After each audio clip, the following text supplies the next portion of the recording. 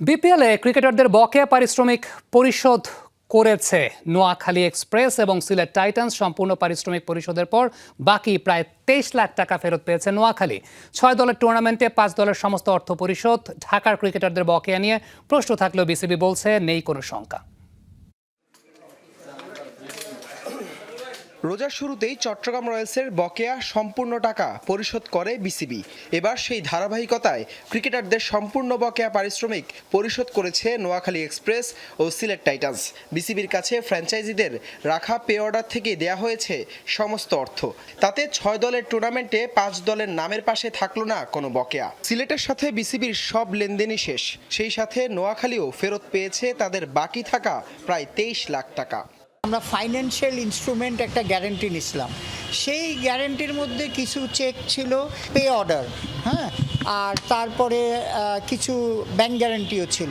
Sylhet and আমাদের নোয়াখালী ওরা বলছে যে আপনারা তো আমাদের এই টাকাটা হোল্ড করতেছেন, আমাদের বাকি প্লেয়ারদের এত।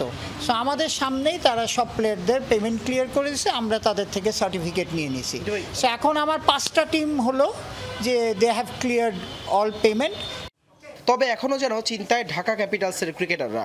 বাকিদের পারিশ্রমিক বুঝে পেলেও ঢাকার ক্রিকেটারদের নিয়ে নেই কোনো আলোচনা। কি বলছে বিসিবি? 4টা টিম আমাদের কাছে সার্টিফিকেট আছে যে দে হ্যাভ পেড। এখন আমার কাছে শুধু বাকি হচ্ছে ঢাকা। এই ঢাকারটা আমাদের 5 কোটি টাকার ব্যাংক গ্যারেন্টি ধরা আছে এবং 5 কোটি টাকার চেক আছে। এখন ঢাকার যে লিস্টটা দিয়েছে পাওনা, সেই লিস্টটা আজকে আমরা ঢাকার ক্যাপ্টেনকে ডেকেছিলাম, সব প্লেয়ারদের সাথে এটা রিকনসাইল করেছে। আমরা এখন ঢাকাকে চিঠি দিব, আর 3-4 দিন এই সপ্তাহ পর্যন্ত আমি ওয়েট করতে পারি।